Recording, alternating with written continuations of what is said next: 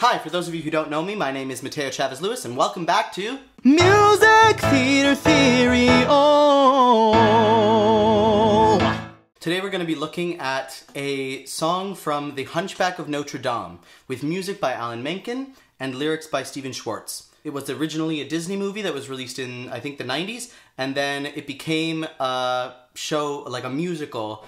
They added a bunch of songs to it, and they made it a lot darker and kind of more like the original novel by Victor Hugo. This song is in both the movie and the musical, and it is one of the best I Want numbers ever written. I think it's absolutely beautiful, and it takes this character who, at first glance, you might not think you have a lot in common with, this hunchback, and it makes the audience, even if they're not hunchbacks themselves, really relate to Quasimodo's struggles and shows them that even though Quasimodo looks different than us, his heart is very much the same as ours, and we can really relate to his wants and his desires and everything. So basically it does exactly what an I Want number needs to do. And if you haven't seen my video all about I Want numbers and what an I Want number, what that term means and what that number needs to do in the structure of a musical, you can check that out. I'm going to put a card up here at the top of the screen. There's going to be a little bar that says, hey, click on me. I'm going to take you to the I Want number video. And if that doesn't show up in your player, you can also click it in the description as well. So let's jump right in. This song starts, what makes this song really interesting is that it starts with a duet between Claude Frollo, the villain, and Quasimodo, the protagonist, which is not something you often see in musical theater. Interestingly, Stephen Schwartz, who wrote the lyrics, uses the same tactic in Wicked where he has Madame Morrible start the song and then it goes into Elphaba's song for the I Want number in Wicked, which is obviously The Wizard and I, and I've made a video about that song as well. So it starts with Frollo.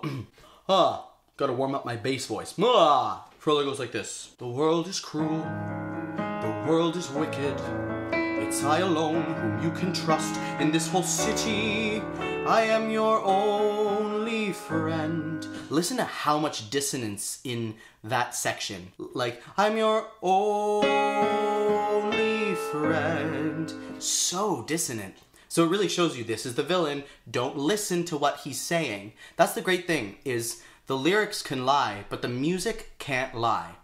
And so Frollo is saying something, and if he was saying, I am your only friend. You know, something really major and consonant and happy sounding like that, maybe we would believe him. But he says, I am your only friend. That music sounds like a warning. Don't listen to this guy. He's trying to manipulate you. I who keep you, teach you, feed you, dress you. Hear that melody? That's gonna come back later. I who keep you, teach you, feed you, dress you. I who look upon you without fear. How can I protect you, boy, unless you'll always stay in here, away in here. Remember what I taught you, Quasimodo. You are deformed. And then Quasimodo has some echoes. I'm gonna leave those out because they're not as important, and I only have one voice. You are deformed, and you are ugly, and these are crimes for which the world shows little pity. You do not comprehend. Again with the dissonance. Out there they'll revile you as a monster. Out there they will hate and scorn and jeer. Why invite their calumny and... So here's another interesting thing. This minor scale in the bass, it's basically an F sharp minor scale, basically. Why invite their calumny and consternation? See how that resolves? That minor scale that leads to this resolution. Isn't that's spooky, that's awful, that's horrible. Keep that in mind. Also, I want to point out, just because I'm a nerd, out there they'll revile you as a monster. Why invite their calumny and consternation? Stephen Schwartz. Good lyric writing. Stay in here, be faithful to me, grateful to me, do as I say, obey and stay in here. And we have this really ominous sounding music. So Frollo says, stay in here. And then Frollo leaves, and Quasimodo sings. And Quasimodo takes everything Frollo said and flips it on its head, lyrically and musically. And I'll show you how he does that. Obviously, the title of the song is Out There instead of In Here, but also he takes Frollo's music and flips it on its head as well. So Alan Menken probably got these lyrics from Stephen Schwartz, where Frollo's saying in here, and Quasimodo saying out there, and he took the music itself and made the music match those contrasting perspectives. It's really, really brilliant, because it sets up the conflict that we're going to watch for the rest of the movie. Frollo leaves on this music, in a minor key, and then when Frollo's gone, we hear this.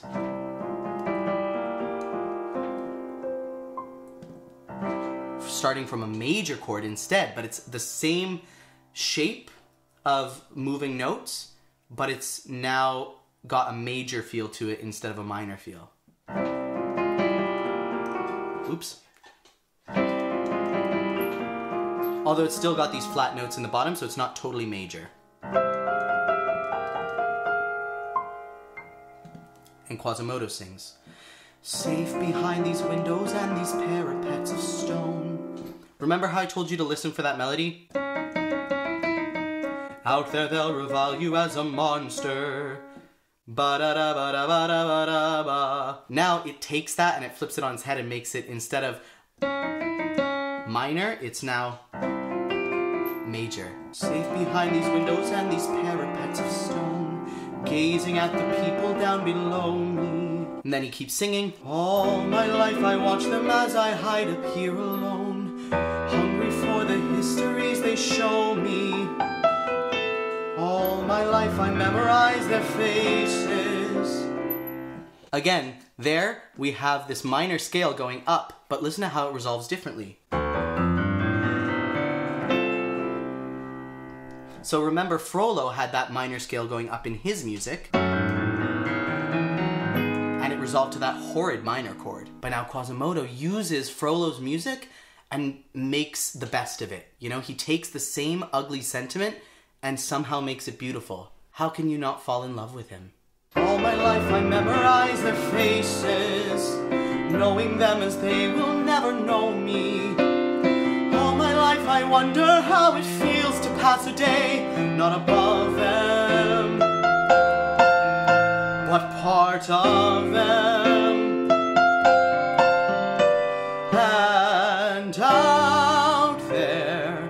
We're now about halfway into the song, and that's our first big resolution. And out there. Also, another one of Alan Menken's famous I Want numbers, Santa Fe from Newsies, uses this same interval, this minor seventh, and out there, D-E, where Santa Fe goes, Santa Fe, E-D, so it flips it. I don't know what it is. I don't know why Alan Menken thinks that this minor seventh signifies I want so much. There's something very majestic about it.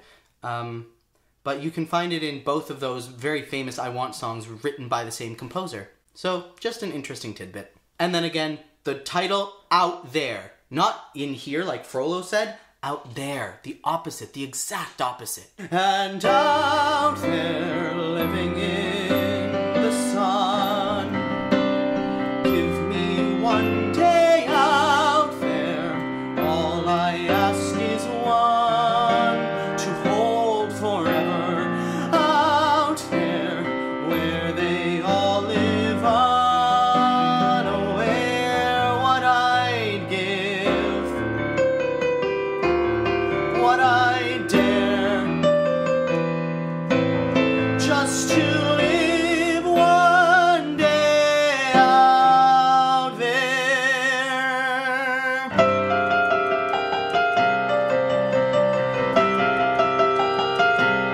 Out there among the millers and the weavers and their wives, through the roofs and gables I can see them. Every day they shout and scold and go about their lives, heedless of the gift it is to be So this is really interesting because in terms of song form, it doesn't repeat the verse before, it keeps building upon it. So it uses that same melodic shape that Frollo introduced and the major version that Quasimodo introduced. But now it keeps, instead of repeating the same way that Quasimodo sang this motif in the first verse, it now builds upon it and makes it higher, and it builds more, and it builds more, and it builds more.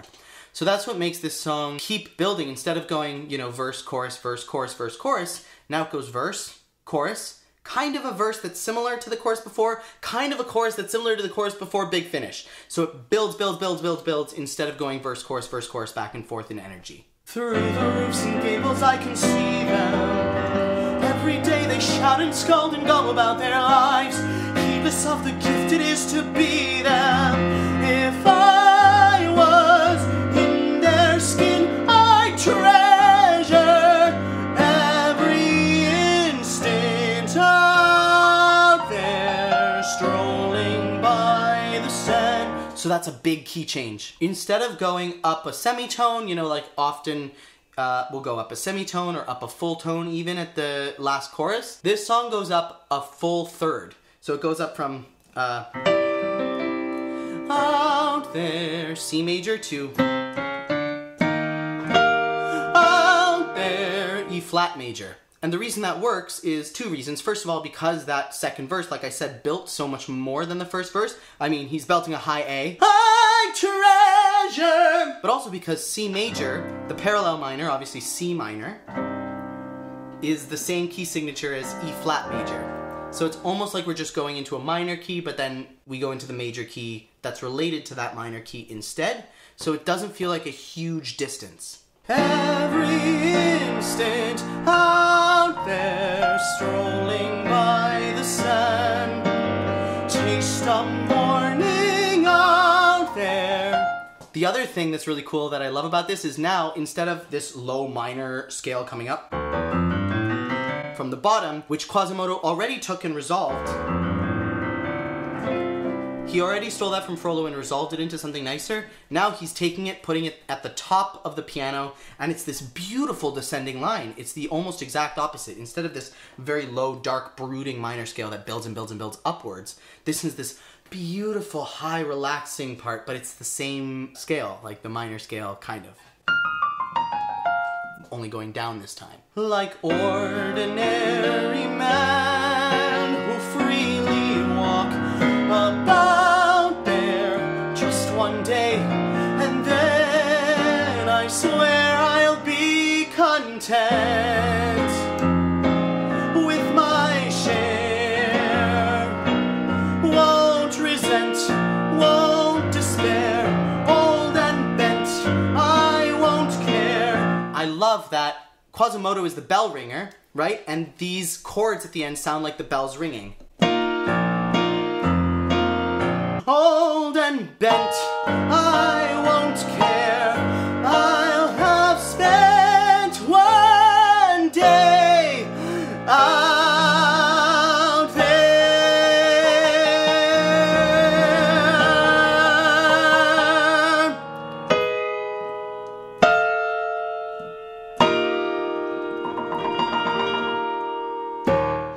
Now that's a banger.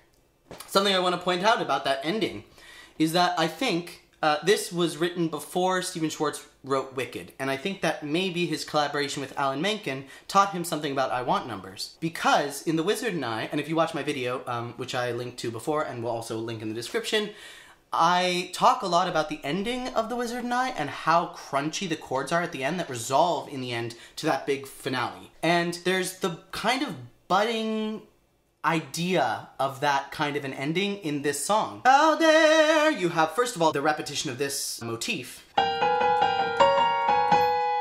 But second of all, you end on these chords. Out there! Listen to that. And then resolving to this very bright chord with that added second in it for added brilliance.